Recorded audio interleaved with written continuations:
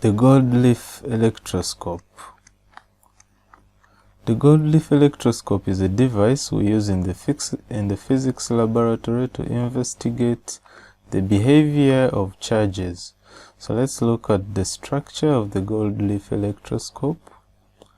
The gold leaf electroscope consists of a brass cap, highly conducting brass cap, and a stem which extends all the way down. This whole system is enclosed in a metallic casing to prevent wind and other external effects. The lower part of the gold leaf electroscope is insulated from the earth. Also, the point where the metallic casing touches the brass cap and the stem is also insulated. So we have a brass cap here.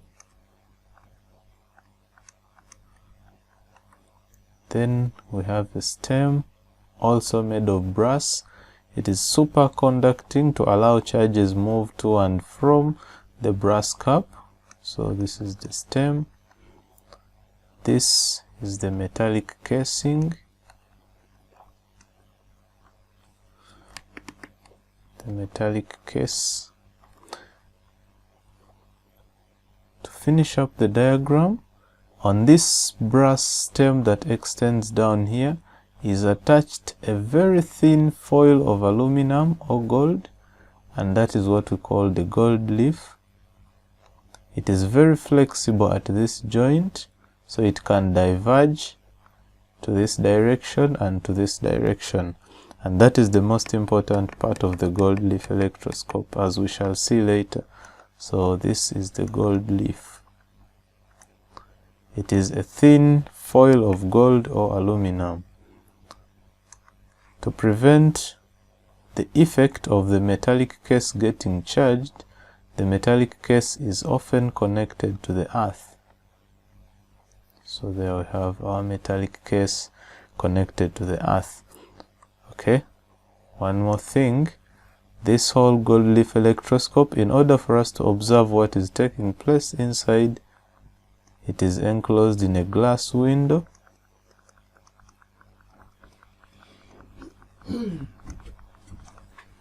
So we have a glass window, this point. This allows us to see the activity of the gold leaf, the divergence of the gold leaf. Before we proceed, let's first see what we can do with the gold leaf electroscope, just in form of highlights. So let's look at the uses of the gold leaf electroscope. Uses of the gold leaf electroscope, we abbreviate this as GLE. I'll use this most commonly for the next chapters. So we can use the gold leaf electroscope to detect the presence of charge. Detect the presence of charge. We'll see in a moment how that can be done, how we can use the gold leaf electroscope to detect the presence of charge. We can also use the gold leaf electroscope to compare the strength of charges or the magnitude of charge on a material. We can use the gold leaf electroscope to distinguish or to identify conductors and insulators. Conductors and insulators. We can also use the gold leaf electroscope to test for the polarity of charge. Test for the polarity of charge. In our previous lessons, we saw how we can test for the polarity of charge using a simple experiment, but that simple experiment has many external factors that make it difficult, so we'll look at a better method of testing the polarity using a gold leaf electroscope. Now, before we look at all these uses of the gold leaf electroscope in details, it is necessary to understand how this gold leaf electroscope can be charged, because before we can use it to do some of these things, we need to have the gold leaf electroscope charged. So let's see how we can charge the gold leaf electroscope. Basically, we can charge the gold leaf electroscope using two methods. We can charge it by contact or by induction. So we'll first look at the method of charging the gold leaf electroscope by contact. So let's charge the gold leaf electroscope. Let's charge the gold leaf electroscope negatively by contact. So we have our gold leaf electroscope. This is the brass cap. This is the conducting stem. All this is enclosed in a metallic case. The bottom part is insulated. Shouldn't forget that. And there we have our gold leaf. For an uncharged electroscope, the gold leaf has no divergence, it is straight. Let me illustrate that. So this is how the gold leaf looks like for an uncharged electroscope. I connect the metal case to the earthing so that we don't get problems while charging the gold leaf electroscope.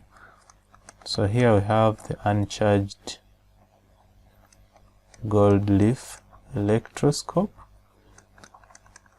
Okay, in order for us to charge the gold leaf electroscope negatively by contact, let's bring a negatively charged object and make it to touch the brass cap. So before the negatively charged object touches the brass cap, let's see what happens. So we have our gold leaf electroscope. Once more, we have the stem extending down. Oops. Okay.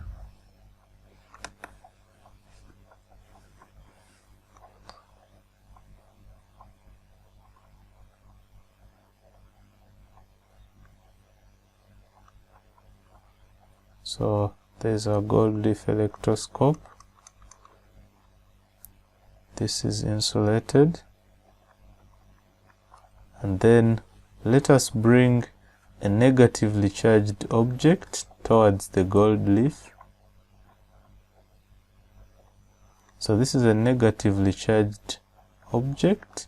We bring it towards the gold leaf. Since the gold leaf, oops, didn't indicate the gold leaf. There is our gold leaf.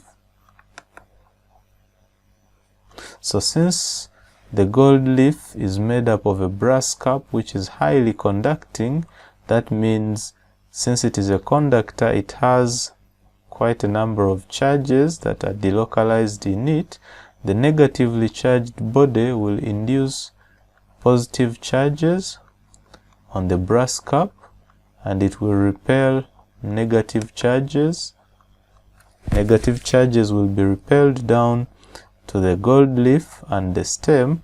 Because negative charges will repel the other negative charges, the effect will be a force of repulsion. So let me indicate the force of repulsion. Go to draw this better. Okay, so there we have our gold leaf is going to diverge because of the repulsion caused by like charges. There we have the gold leaf. It diverges because the object, the negatively charged object, attracts positive charges to the brass cap and it repels negative charges down. Negative charges and negative charges repel each other. The gold leaf is flexible at this joint, so it can be easily repelled, and we see the divergence of the gold leaf. There it is. Let's see the final steps of charging the gold leaf negatively by contact. contact. Okay, have the gold leaf again, step number 3. Okay, good, to create more space. Step number 3. There's a gold leaf.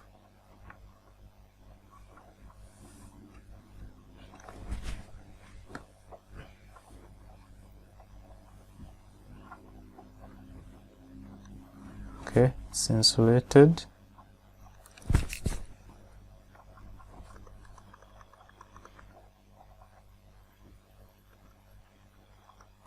Remember, our gold leaf was repelled because of negative charges on the stem and the leaf. We had positive charges here in the previous illustration, and we had a negatively charged body. So in step number 3, we make the negatively charged body to touch the gold leaf like this. So when the negatively charged body touches the gold leaf, there is going to be charge exchange between the negatively charged body and the brass cap. All these are perfect conductors, so charge exchange can easily occur. So at this point, there is charge exchange. And these charges are going to neutralize each other, the positive and the negative charges. And finally, charge exchange. This charge exchange leads to neutralization. And so finally, there's our gold leaf electroscope. Oops.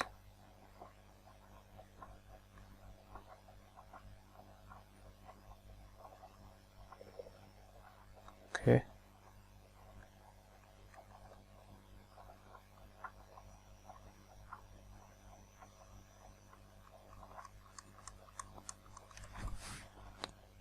And there we have our gold leaf. Now, because these charges have neutralized, the negative charges that were under here, since the negatively charged body is now removed or neutralized, the charges will redistribute themselves throughout the whole gold leaf electroscope, and so this leaf is going to stay diverged as it is.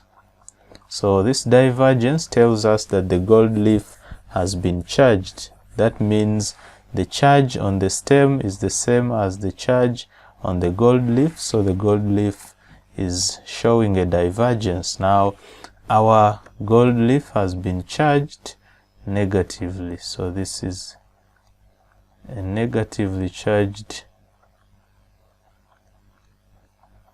gold leaf electroscope. Let's recap the steps that we've taken to charge the gold leaf electroscope negatively. We started off with an uncharged gold leaf electroscope. Then we brought a negatively charged body, and we made the negatively charged body to come close to the brass cap of the gold leaf electroscope. Positive charges were induced on the brass cap due to the negative charges, while negative charges were repelled down the stem and the gold leaf, causing a divergence due to like charges.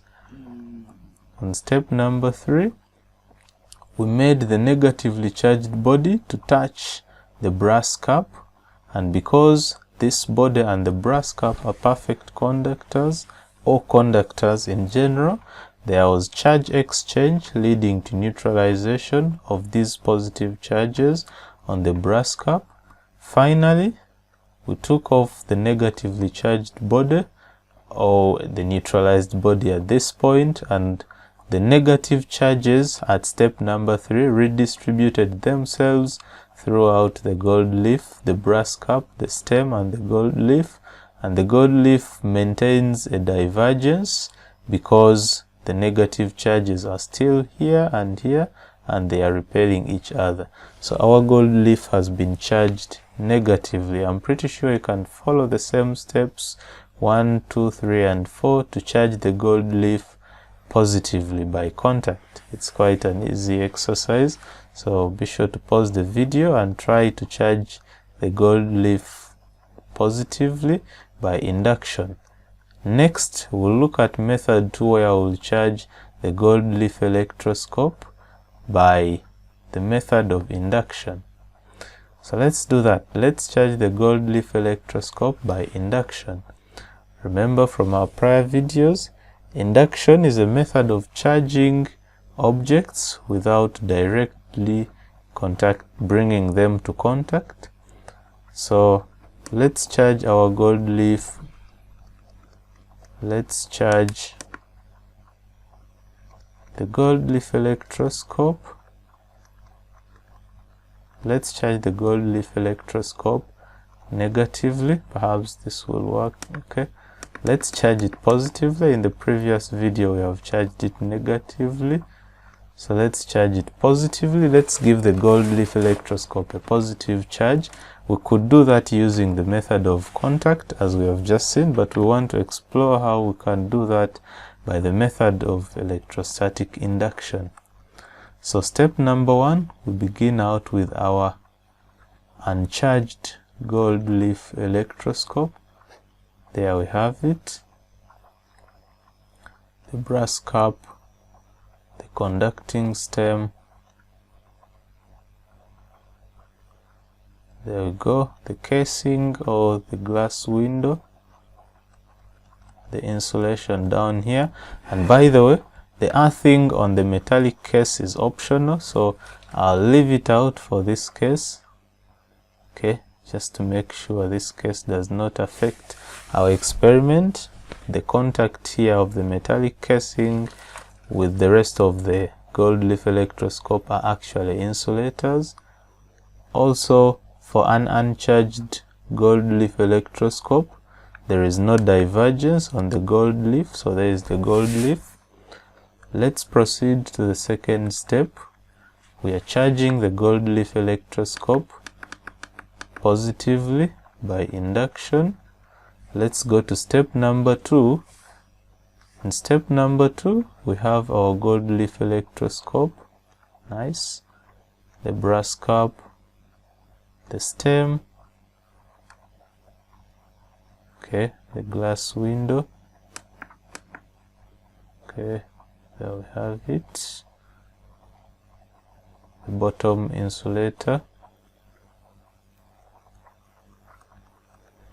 In this case, since we want to charge the gold leaf electroscope positively, remember how the method of induction works.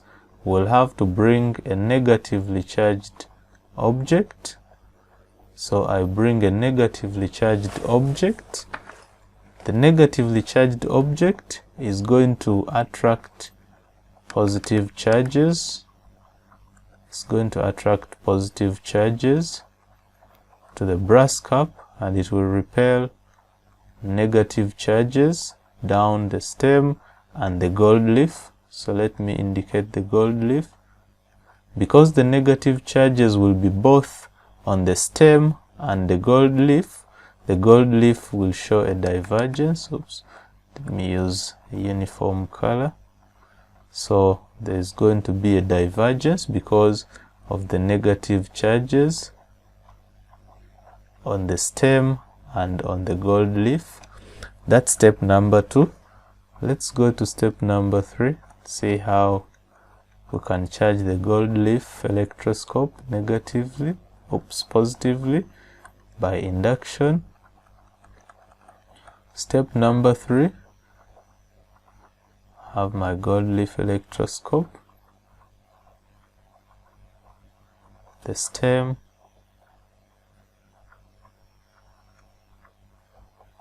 there we go, the casing. Have to make sure this is correct. Remember, the earthing is optional, so I have not indicated the earthing on the metal case in this experiment, but you can do that. It's no problem with that. So with my negatively charged body still in place, remember these are positive charges at this point, positive charges all the way down, negative charges repelled down. Also the gold leaf is still diverged. So I'm going to connect the brass cap of the gold leaf electroscope, not the metal casing, but the brass cap. I connect it to the earth. Because these positive charges are bound, important here, these charges here are bound. As long as this body is still in place, they cannot be removed. The positive charges are bound to remain here as long as the negatively charged body is still in place, so they cannot move, but rather these electrons are going to flow out through the earthing. So the electrons are going to flow out and only the positives are going to remain. And when these negatives flow out, so I now draw this accurately, when the negative charges flow out, essentially the gold leaf, so these charges will all flow out. We don't have anything there. Essentially what will remain, the gold leaf is going to remain with no divergence. So the gold leaf comes back to the normal state. And then finally, step number 4, I have the gold leaf electroscope here. I have this.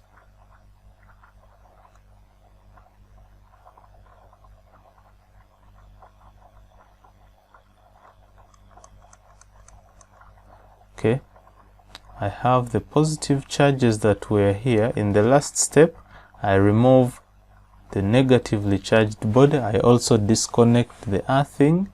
So the charges, the positive charges, will now redistribute themselves on the whole brass cap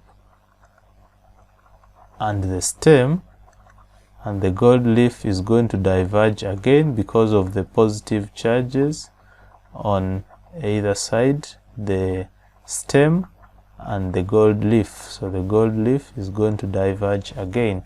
Okay, let's have a quick recap through the steps of charging the gold leaf electroscope positively by induction. Step number 1, we began with an uncharged gold leaf electroscope. Step number 2, we introduced a negatively charged body. This negatively charged body induced positive charges on the brass cap. Negative charges were repelled down, causing the gold leaf to diverge. On step number 3, with the negatively charged body still in place, we connected the earthing to the brass cap. When we connect the earthing to the brass cap, the negative charges from step number 2, the negative charges down here, the electrons, will flow out.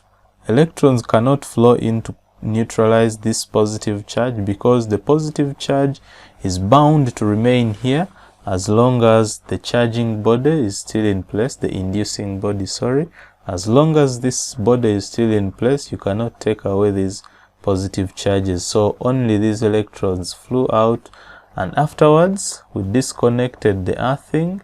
We also removed the negatively charged body, so the positive charge redistributes itself and the gold leaf diverges once again.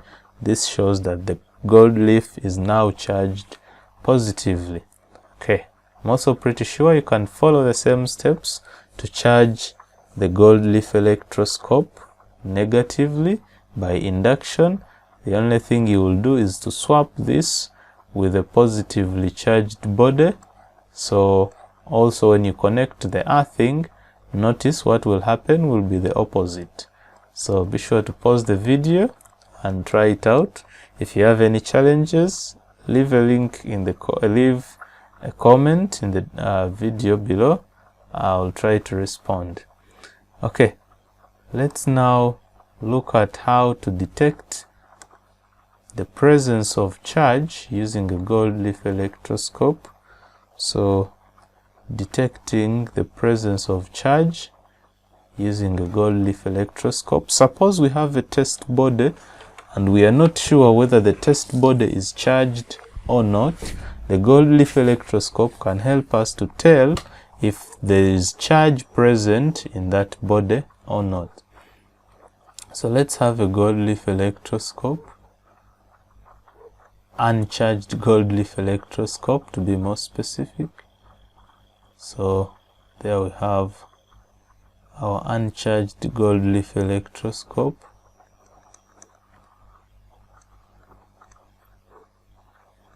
Uncharged gold leaf electroscope.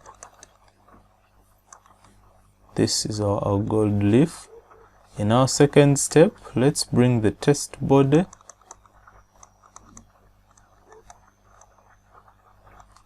So let's say this is our test body. We are not sure whether there is charge on this body or not. So we bring the test body near the brass cap of the gold leaf electroscope. So there we go. Oops. Okay. There we go. I'm of course drawing the gold leaf electroscope roughly, but be sure to make this better. So if we bring the test body, one of these things could happen. Let's look at the possible observations in this experiment. So the possible observations are as follows. If we bring the test body, the possible observations are as follows. Just to be clear, I didn't mean to show divergence here. We don't actually know what happens. Anything could happen at this point. So just want it to be normal. Anything could still happen at this point. Now the possible observations here are, if the gold leaf diverges,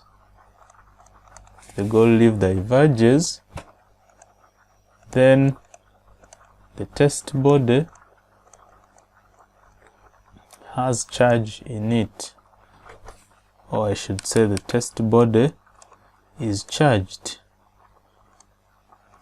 Another possibility is, if there is no change on the gold leaf, in other words, if the gold leaf remains constant, then the test body is uncharged.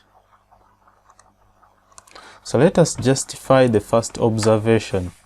Let's assume that the test body is positively charged. From what we've seen previously, if the test body is positively charged, negative charges will be attracted here, while positive charges will be repelled downwards, which will cause the gold leaf to diverge because of like charges down here. This would also happen if the test body was negative. Positive charges would be induced here and negative charges would be repelled down, causing the gold leaf to diverge. So whether the test body is positively charged or negatively charged, as long as there is a divergence, if the gold leaf diverges, that's enough to tell us that the test body has charge in it. But if there is no change in the divergence, if we don't see any observation, so we conclude that the test body is uncharged. And that's how we can use the gold leaf to detect the presence of charge in an object. At this point, we are not yet sure what type of charge is it, whether positive or negative, but at least it's good that the gold leaf electroscope can help us determine what type of charge, can help us determine whether the object has charge in it or it does not have charge in it. Okay, let us now look at how to compare the strength or the size of charge on different objects. Now let's begin with an assumption. Suppose we have two positively charged glass rods. Suppose we have two positively charged glass rods and we need to compare the magnitude of charge on each. How do we do that? So this is what we do.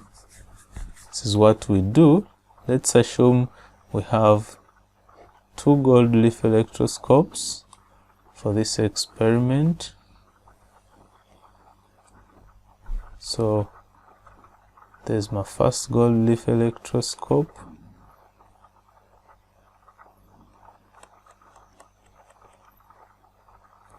And let me have another one here. Of course, I could do this with one gold leaf electroscope, but just to make my experiment easier, I will use two gold leaf electroscopes. Okay, so I bring the test bodies. So let this be test body 1.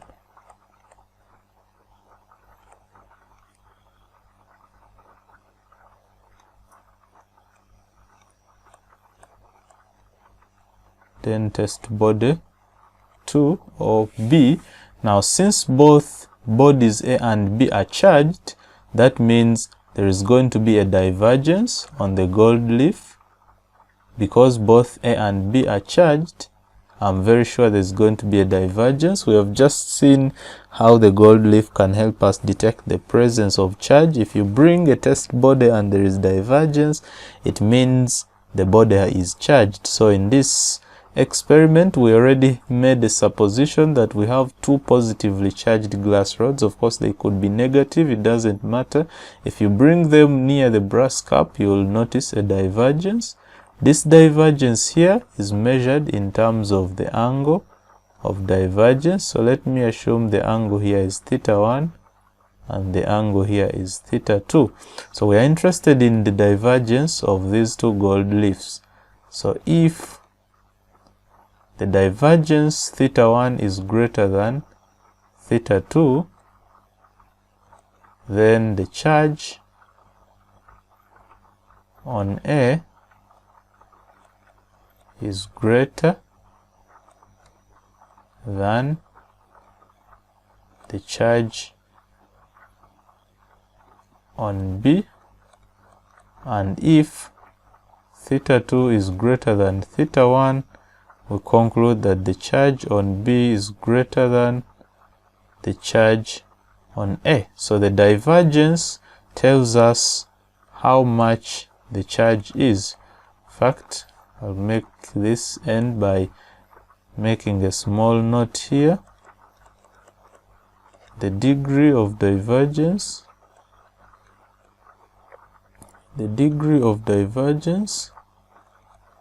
of the gold leaf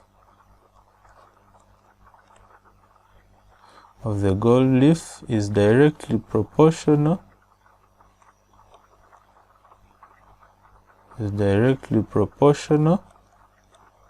to the magnitude of charge.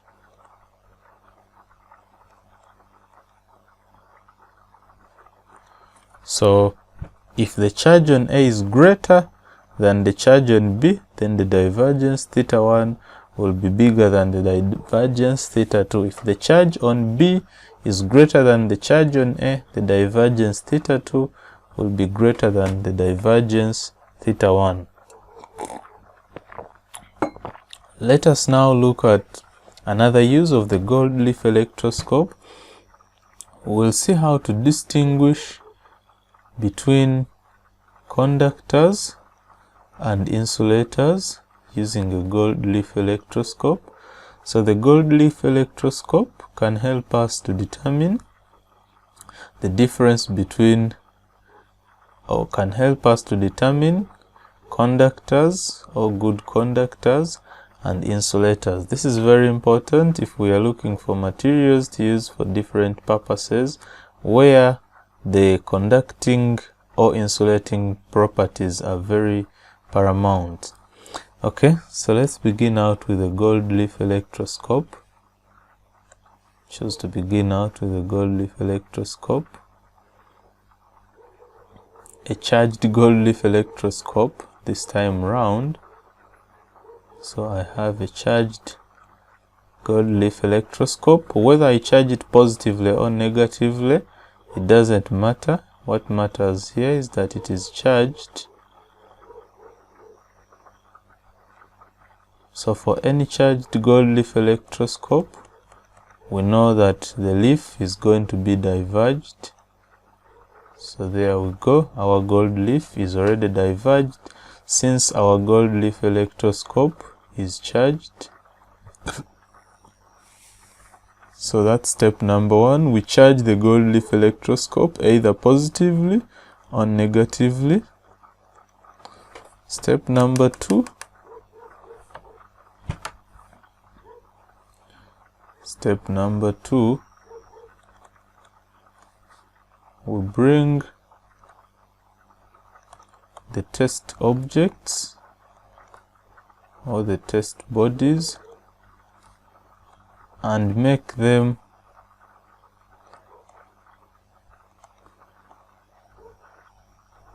touch the brass cup or the cup of the gold leaf electroscope, just like this. Have the gold leaf electroscope.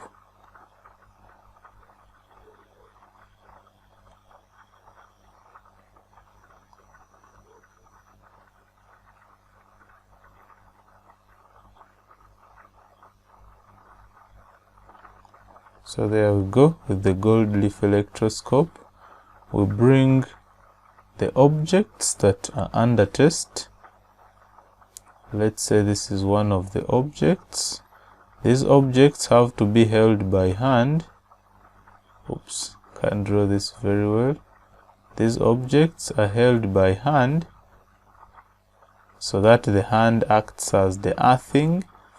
So these objects are made to touch the cup of the gold leaf electroscope. Now when that happens, one of these things could happen. Let me show you the possible observations here. Okay, so the possible observation.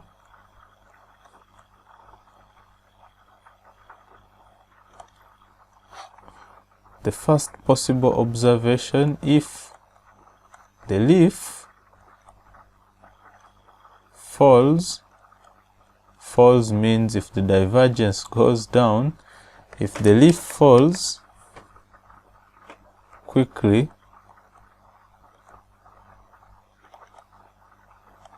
then the test body is a good conductor. So if the leaf falls quickly, it means this conductor was able to conduct electrons either to the gold leaf electroscope or out of the gold leaf electroscope to neutralize it, so that the leaf falls very quickly. So that would mean that the test body is a conductor. Another possible observation is that if the divergence remains constant, so if the divergence remains as it is, then we conclude that the test body is an insulator. If we touch the brass cup with an object and the divergence does not change, it means it could not conduct electrons to or from the gold leaf, so it is an insulator. Also, another possible observation is that if the leaf falls slowly, we conclude the object is slightly conducting.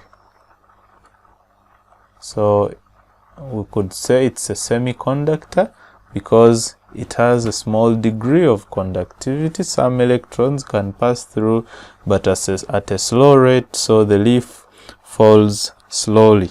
And that's how we can use the gold leaf to compare the degree of conductivities of different materials, and also distinguish between conductors and insulators. Make sure that in this experiment the material has to be held by the hand, or it has to be connected to the earth so that electrons can easily flow in and out through it if it is a conductor. We'll end this episode of the gold leaf electroscope by looking at how to test for the polarity of charge using the gold leaf electroscope. How to test for the polarity of charge using the gold leaf electroscope. Now, in this experiment, let's begin with a charged gold leaf electroscope. Unlike the previous experiments, I want to begin with an electroscope whose charge I know. So let's begin with a negatively charged. Let's begin with a negatively charged gold leaf electroscope. Of course, I could also begin with a positively charged gold leaf electroscope. Doesn't matter. So there we have our gold leaf electroscope. Oops. Our gold leaf electroscope. There we go.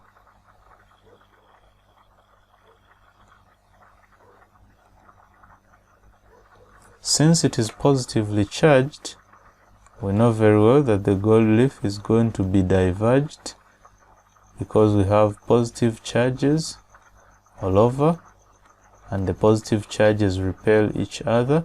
So that's how the gold leaf electroscope is going to look like. Should make this an insulator, like I'm drawing it not so good, but hope you get the idea. So we begin with a negatively charged gold leaf electroscope. The next step I'm going to do is to bring the test body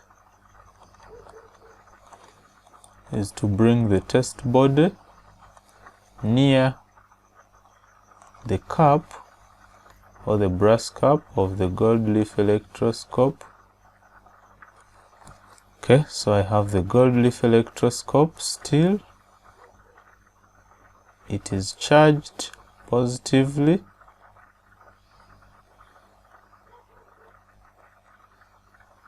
There we go.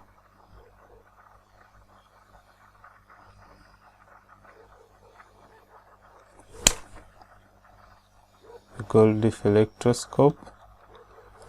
There it is. The leaf is diverged because of the positive charges, and there we have our test body.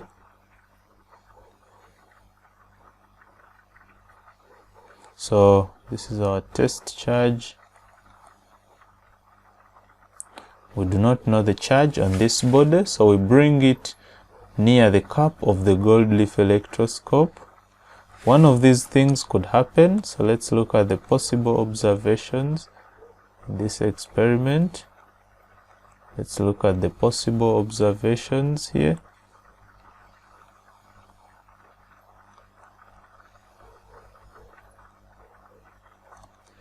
The possible observations here are as following.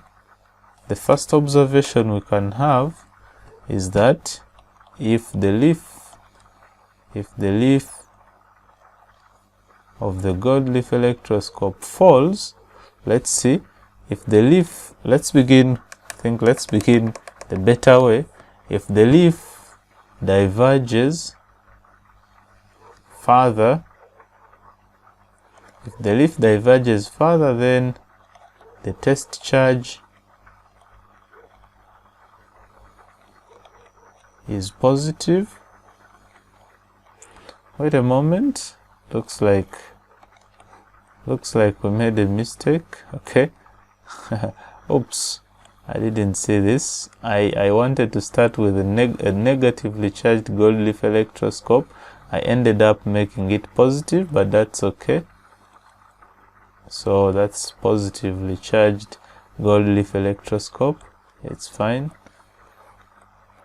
So let's proceed. So in this case, if the divergence of the leaf increases further, then we conclude that the test charge is positive. Let me show you why. If this is a positive charge, then it means all the positive charges will be repelled down. So that means we'll have more positives here, making the leaf to diverge even further up. So that is the first case. If the test charge is positive, then the divergence will increase further. But if the divergence falls,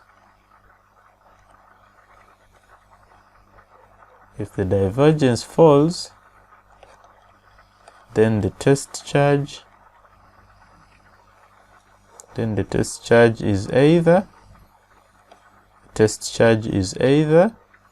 negative.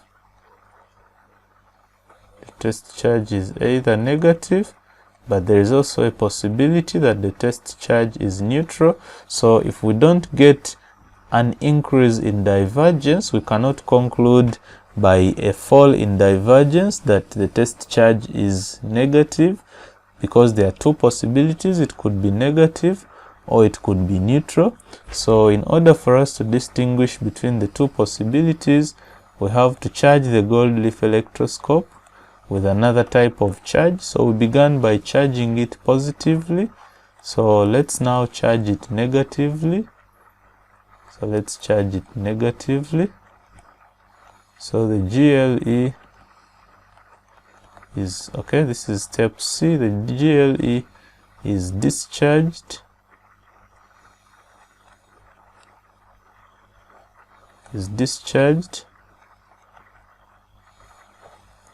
And charged negatively. Is discharged and charged negatively. And the test body is brought again near the cup. Now if we do that and we bring it near the cup, let's see the possible observation here.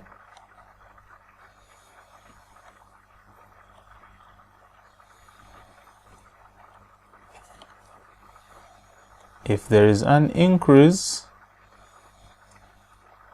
in divergence, that would mean that the test charge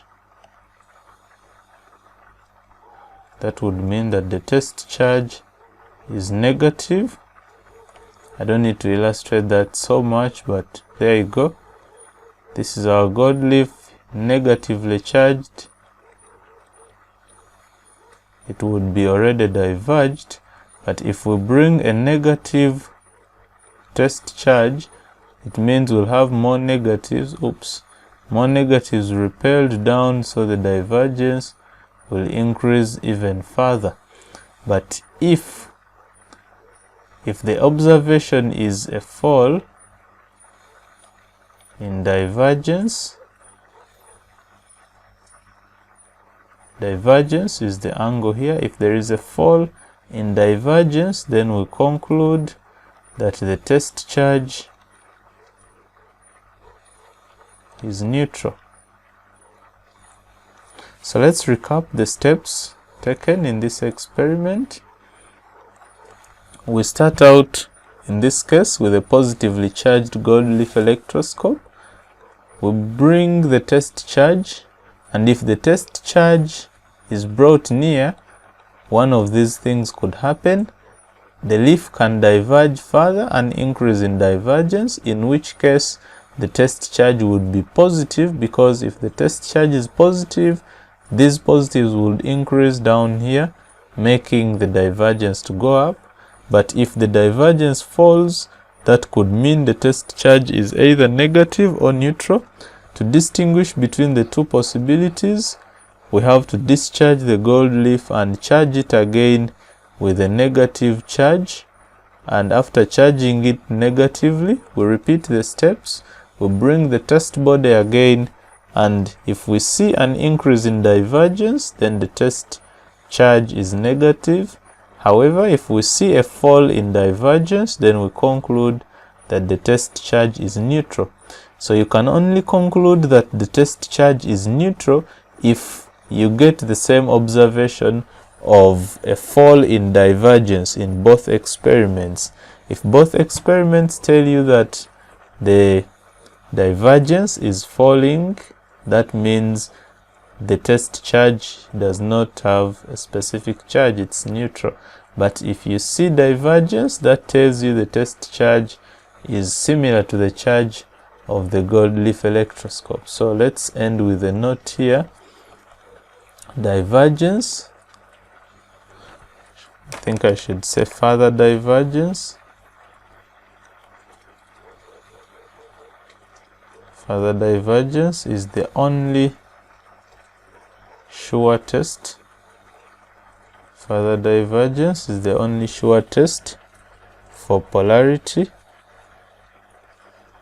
of the charge. So a fall in divergence cannot be used to tell us what the polarity of the charge is.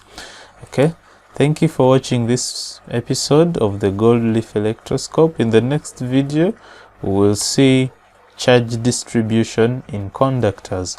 Also, it's taking time to compile this video and make sure everything comes together. So I would appreciate if you give me a subscribe, a like, and a comment so that I continue doing more of this stuff. Thank you.